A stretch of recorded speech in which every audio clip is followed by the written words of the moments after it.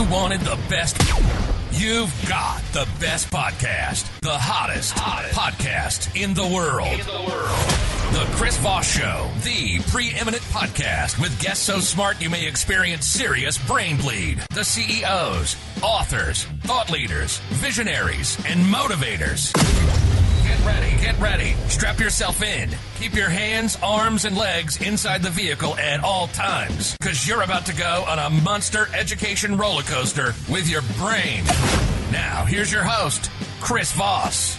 Hi, this is Voss here from the ChrisVossShow.com, the ChrisVossShow.com. Welcome to the big show, my friends and family. We certainly appreciate you guys here. As always, the Chris Voss Show, the family that loves you, embraces you, non-judgmentally judge you, at least not as harsh as your grandmother-in-law or your mother-in-law or your grandmother-in-law. I'm sure they both hate you. No, I'm just kidding. That's a joke, people. I'm sure your people are lovely in your family, but the best family there is to kind of just judge you. Refer the show to your family, friends, and relatives. You know the drill, folks. YouTube.com/Chris Voss, Goodreads.com/Chris Voss, LinkedIn.com/Chris Voss. All those crazy places the kids are playing these days. My pleasure to announce we have an amazing guest on the show today. Mitch Hankins is on the show with us. He is a cloud-certified full-stack developer who speaks to professionals struggling to find meaning in their lives. We all need that, don't we? Some meaning might be good. My next meeting is finding a Coke later after the show. He has developed his expertise by working with some of the largest organizations in the U.S., including Nasdaq and the U.S. military. With over a decade of professional experience, Mitch noticed that he and his colleagues often struggled with feelings of isolation. This often led to an unfulfilled life where complacency and loneliness were the norms. Mitch can help anyone who feels disconnected to experience a fuller and more connected life. Mitch, welcome to the show. How are you? Hey, Chris, thanks so much for having me. I'm stoked to be here. I'm doing absolutely wonderful. How are you? I am doing wonderful, man. I love doing my show. It's the peak of my day every day, and it's wonderful to have you here as well. Give us your .coms so people can find you on those interwebs in the sky. Absolutely, yeah. So where all the cool kids hang out, they can go to thedebuglife.com. It's my main website. It's where I post my content, such as my blog posts. And then I'm also active on Instagram and TikTok under the handle The Debug Life. And I do all sorts of crazy stuff there. Like we talked a little bit about our love for Huskies and how absolutely psychotically crazy they are. So I post a lot about them as well as my, I have a very elaborate morning routine that I get into every day and all sorts of other goodies. So, that's where I can be found. There you go. The big thing I love about Huskies is there's nothing better than waking up in the morning with a mouthful of fur and always be covered in fur. In fact, I usually have to tape myself down, whatever it's called, the little tape roller thing. Yes. You usually have to do that before every show or you leave the house, or you just have to give up wearing black. I just can't win. So welcome to the show. Yes. Give us an overview of what we're going to talk about today and what it is you help people with. Yeah, I would love to. So, what we're going to be talking about really primarily is how there's certain societal expectations, certain expectations in society about what it means to be successful when it comes to, wealth or career-wise. And, of course, a lot of these things can be fulfilling from the outside. But what I've come to discover is that even if, you build wealth, even if you have all these things that people envy, you need to be doing it for the right reasons. And you need to know why you're living the life that you're living, or you're just going to be feeling pain. Pain is just your mind telling you like, hey, there's something wrong. And that's something I've really learned in my life. And that's, we can talk about the whole journey of how I came to that conclusion, but that's something that I wanted to teach other people, to say like, hey, I've made this journey. I can help you shorten yours. And primarily what I do is exactly that: coach people and transfer my knowledge in the form of what I've learned, all the books I've read, all the courses I've taken, kind of say like, hey, this is what's worked for me, and it might work for you as well. It might not, but this is what did it for me. There you go. Experience helps in coaching people. It reminds me of that line from Socrates: "The unexamined life is not worth living." Yes. I mean, I'm amazed that people can go through life without sitting down and going, maybe I could be better. I'm also amazed that there's some people in life that can go through their whole life and just be in robot mode. So whatever society hands them, they accept. But then again, George Carlin has that famous saying that, what is it? You have to realize the average person, or half of the people in this country are 50% of the people who are below average dumb. Right. So maybe we need some Absolutely. help from people like you to make people smarter. I don't know. Joke there. Well, and I was definitely, I alternate between, being below that 50% bar and above it, right? Some phases of my life have been above it. Other times I've been below it. And I would say definitely the things I've learned in life have come through experiences that just really weren't fun. And, when you look back on them, it's like, I learned a lot, but when you're in the middle of those experiences, it feels like the end, right? Yeah. I'm reading a good book by Ryan Holiday today, or it's not today, but for the last little month or so. And he's got some great books, and his one book is called The Obstacle is the Way. And it talks about Stoics and different things where really, we need to address obstacles and problems as, okay, this is the way through. We achieve them, we beat them, we overcome them, we climb over them. Instead of sitting and boo-hooing and going, oh, why is this befalling me? We accept that this is the way of the universe, and we move through. Absolutely, yeah. I love Ryan Holiday's work, and I actually I use that mental model a lot of the obstacle is the way of. I really tend to think if something bad happens to me, I'm almost like, how can I use this to my advantage? Mm-hmm. Like, how can I use the momentum of whatever is happening to move me in the right direction? And I've really come to the conclusion through a lot of that thinking of that, like, yes, we have a certain amount of control in life. And especially as entrepreneurial types, like we are like very A-type, very like, want to control every single little thing. But there's also that level of acceptance. The Stoics actually have this parable of the dog to the cart. I don't know if you ever heard of that, but essentially, well, it has to do with fate. And the idea is that there's a dog tied to a cart, and as the cart moves along the road, the dog gets dragged along, whether he wants it or not. Like, he can run the other direction, but then he's just going to get dragged. So he can either walk along with the cart and take it in stride, or he can resist it and just get dragged along and hit every bump in the road. And, the beauty is if the dog like kind of moves with the cart, he does have some leeway. Like, the leash that he's on does give him a little bit of leeway. Mm-hmm. And that's kind of how I see obstacles in life. Like, it's really saying like, hey, natural forces are a hell lot bigger than anything, anything a human can do. And these obstacles are really there, I think, to kind of almost send us in the right direction. And then it's up to our imagination to say like, well, how can I use this to go in a direction that I want it to go? And the thing, I went through a really hard time with my second husky where she had cancer for a year and a half. And we dealt with all sorts of cysts and all sorts of problems. And I was pretty upset and emotional during that time because cancer, it was long drawn out, hospice care and everything else. When my third dog just recently, as I mentioned before, she just had her cyst cut off her leg, and we were dealing with the surgery and everything else. Me being able to advocate for what I learned from my first dog who went through cancer and be able to manage the vet and be able to get proper care without going broke. Cause you need to manage the process. Otherwise, if you run out of money, you hit a wall with a dog.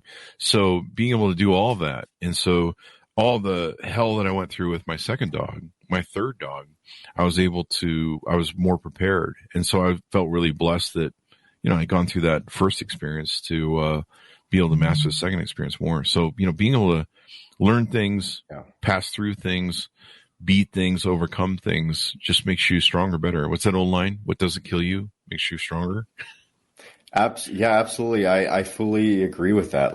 I think that's really the definition of personal growth, where it's almost like you just become a bigger person. Like if you think back to and I always challenge people to do this mental exercise. It's like, think back to the last thing you didn't think you'd be able to do.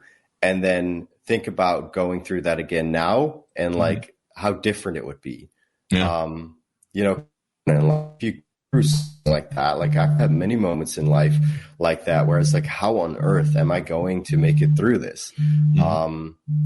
Like one time I remember I was living in Ocean Beach at the time in San Diego, and I lived right on the cliffs. I could exit the yard and go surf right in my own yard. I would even sit at my desk where I would work, and I could see whales and dolphins in the water, all this just beautiful location. But I was renting, and I thought okay, this is a waste of money. I'm just paying someone else's mortgage. I don't want to do this anymore.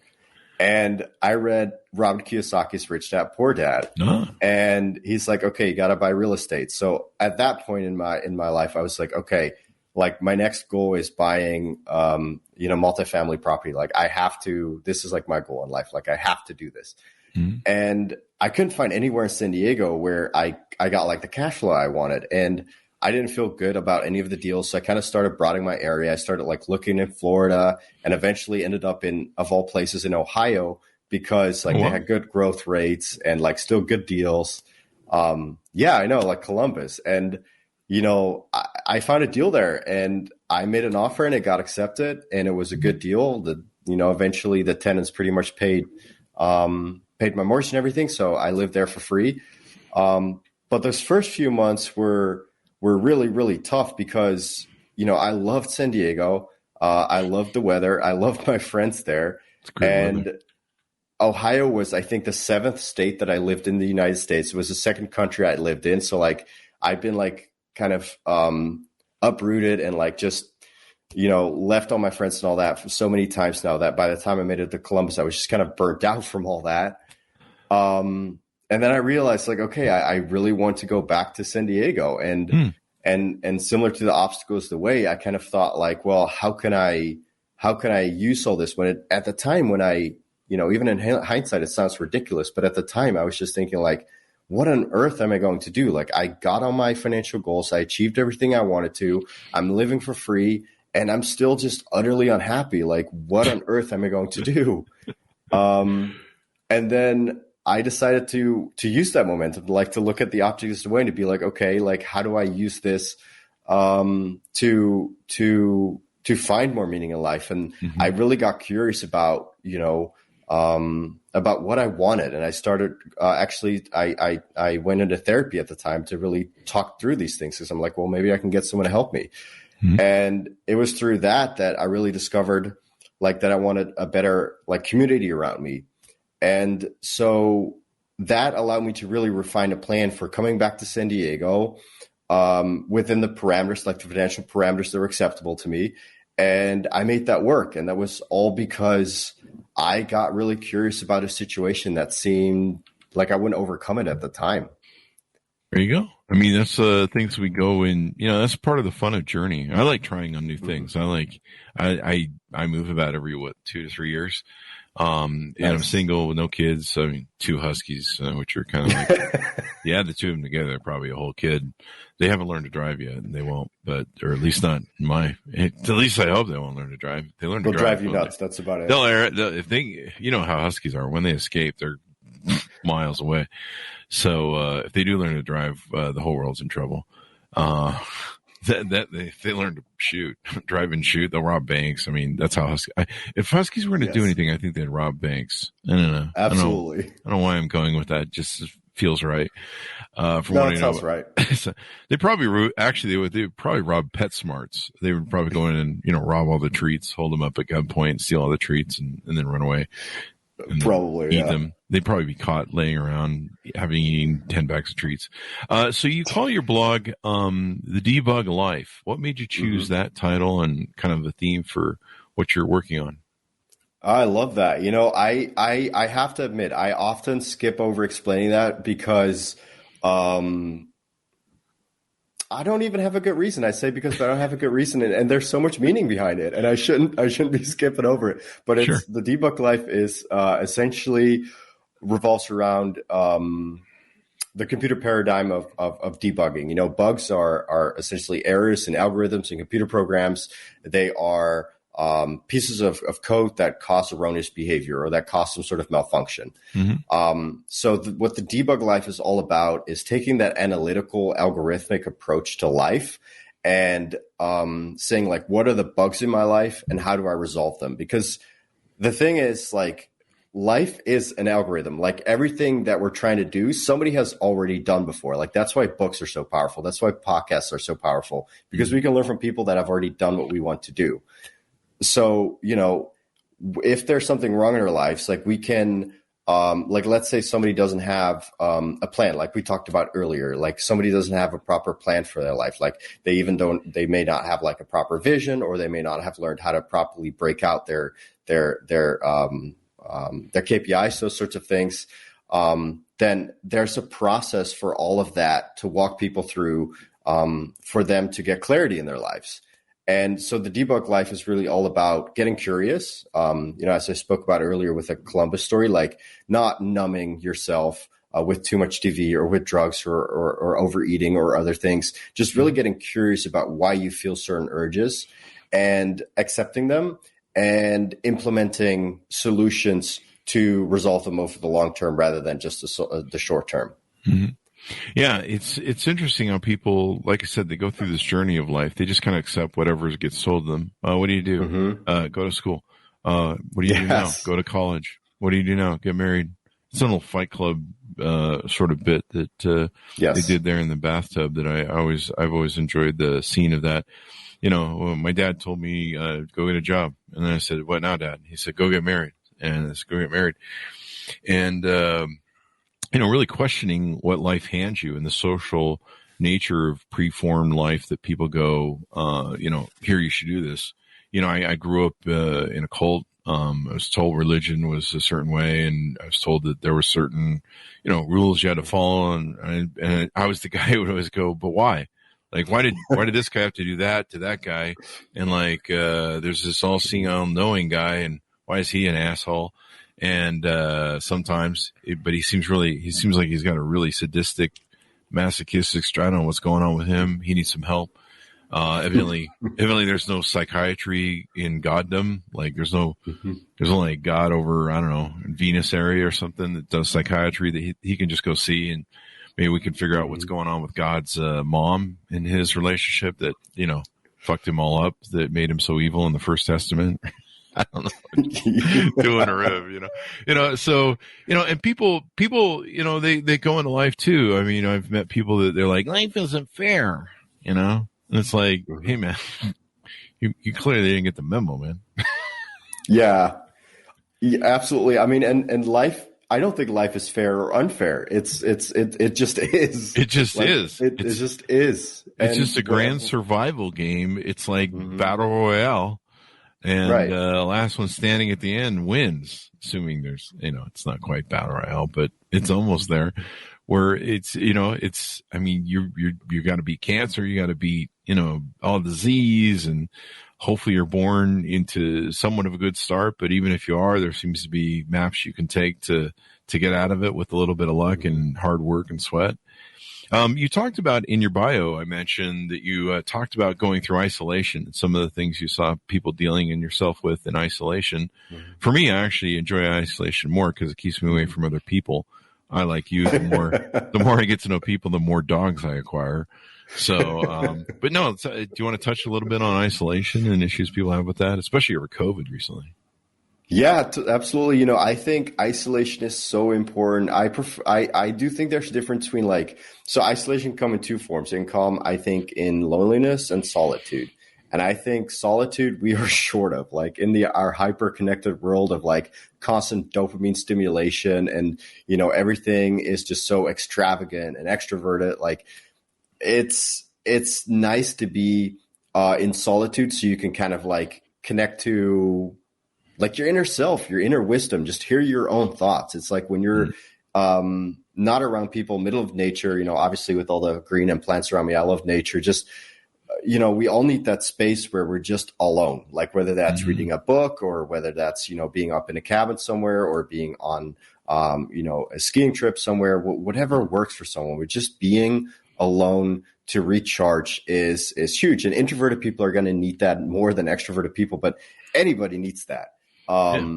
Because how else are you going to learn like who you are as a person if you're always surrounded by other people? And that's a huge shortage, I think, in our society of solitude, of time spent in solitude. I don't know. I've seen who I am as a person. I really don't want to know more. I've seen enough. No, but you're right. You're right. A lot of people don't have any self-awareness knowledge. Yeah, it's emotional regulation. Like if you can't be alone and you can't be entertained by yourself, then like that's a warning sign. And I speak from experience. Like I wasn't born like knowing how having that self-awareness. Like that's something I had to learn, but it was a tough journey. And now I know how important it is. And that's of course, juxtaposed and compared against loneliness and when you're isolated. And you don't enjoy it, which that is actually extremely unhealthy. Like there's actually studies that have shown that it can literally kill you. Like it can do all sorts of bad stuff to your heart. It can do all sorts of bad stuff to your hormones. It's like this, like chronic isolation poses the same health risk as smoking a pack of cigarettes a day. Like it's some crazy statistics like that. And, I learned that when I did this road trip from, Ohio to California. I just drove, I took, just me, the car and the dogs. That was it. And just whatever stuff I needed. And it was like 6,000 miles or something. And all I did was just, go through all the South and like New Mexico and a couple other places around there. And I would just hike all day pretty much and, work in the morning. And, the first few weeks, I absolutely loved it. I was like, I have all this freedom. Like, I love being able to do this. Like, how amazing is it? I can live my life like this. And then I think I was probably like 5 or 6 weeks in at that point. I was like, okay, I've kind of had it now. Like, I've been on the road, like in a car with 2 Huskies for the past 4 or 5 weeks. I haven't seen any friends, like at least in person in the past few weeks. And I decided to just cut the trip short. Like I was still supposed to go up to Nevada and Colorado. And I just went straight to San Diego because I kind of had it. So I think the first few weeks were like the good solitude where I was hiking and I was like really getting to know myself. Like, what do I want in life? Why do I want it? Like, what am I willing to do? Like, what am I willing to work for? Versus the last few weeks, it was just like, I want people around me. Like I'm lonely and this isn't fun. There you go. Well, if you go to Vegas, there's plenty of people around you. You can go to the casinos and there's. Yeah. I don't know if that would have been the ideal situation. Yeah, there you go. If you ever come back to Vegas, I'll show you where lots of people are.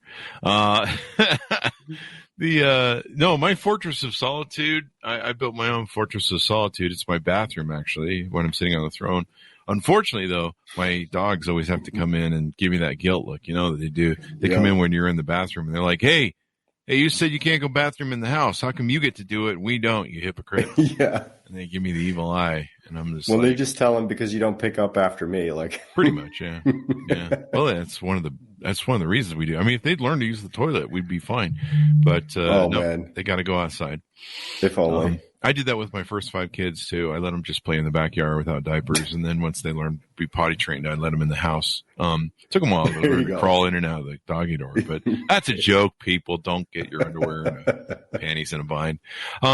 So, what are some other things you're going to feature and help coach people on that we haven't touched on yet? Yes. So the biggest part we definitely talked about it's the community, getting to know yourself. The biggest thing I coach on is, setting, your vision for your life. Like, where do you see yourself in 3 to 5 years from now? Like really describing it in detail. And then what I really specialize in is breaking things down. So, one big aspect of it is core values. I think having a vision for your life without core values is kind of akin to using a map without a compass. It makes such a tremendous difference for me having core values. And I could tell you 100 stories why, but it's important to have them. And then the breaking down part is really like, well, what can I do over the next year to get closer to like the vision I have for my life? And once you've kind of nailed that, it's about like, well, how can I break down the next year into each individual month to get closer to that 1 year goal? And then it's breaking down that month to weekly goals, and then those weekly goals to daily goals. Mm-hmm. That is really how I've experienced a lot of success in my life, and how I see a lot of people experiencing success is breaking things down to make it manageable into the smallest chunks possible, and really focusing on the things that matter instead of trying to focus on everything at once. And as well as community building. So a huge part I coach on is becoming comfortable with who you are as a person, not succumbing to society's pressure. Like, to me, being a man is about being truly true to yourself. Like, it's not about what society tells you what a man is. It's not about like, oh, you don't cry or you don't do this. It's just literally being true to yourself. And that can be the most, what other people would think is not masculine at all. Like, it's just being true to yourself. And so a big thing for me is finding that and working people through who that is, and being true to that, and finding the people that support that. So having a community around you of people who draw that out in you and who really support you. Because I think a lot of people just as you alluded to earlier, kind of take things not necessarily for granted, but are kind of like, okay, these are the cards I've dealt in life, and they don't want to really, rock the boat too much versus where my coaching is all about like, no, screw that. Like, you can have the life you want. You can have the life you deserve. You just need to have the courage to stand up for it and to demand it really from life. That's poetic. That's beautiful. People need to question what's going on with their life. It's why do we do this? Why do we do it this way? Why does everybody march in the same direction as sheep? Mm-hmm. One thing you talk about on your website is alcohol and tobacco consumption on your Instagram. I noticed you got to never try alcohol and tobacco. That was kind of interesting. You alluded earlier that, healthy diet and avoiding some of these things. Let's talk about that a little bit, because that's a good tip. Yeah. So, I think any drugs, you really have to be, it's such an extremely fine line between numbing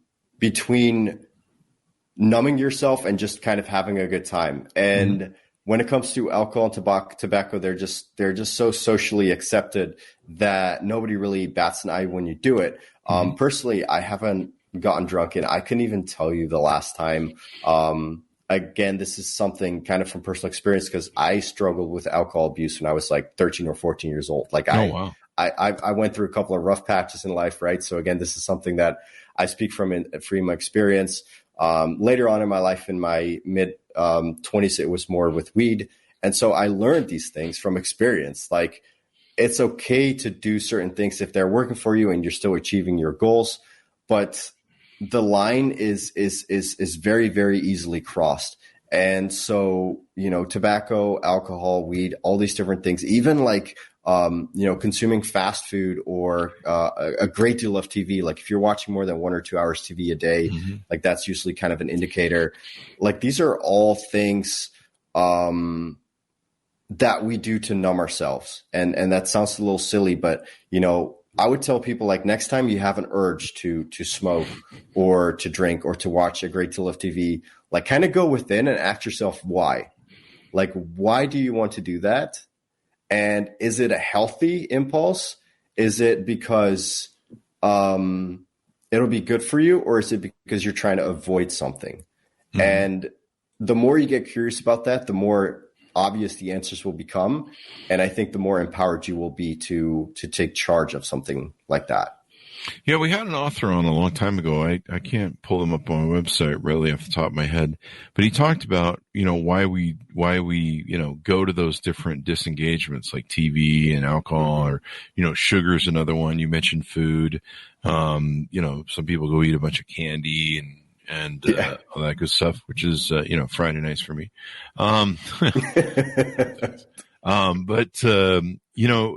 Questioning what that impulse is as to why are we trying to distract? Because it's a thing where we're trying to distract ourselves from whatever we don't maybe want to deal with.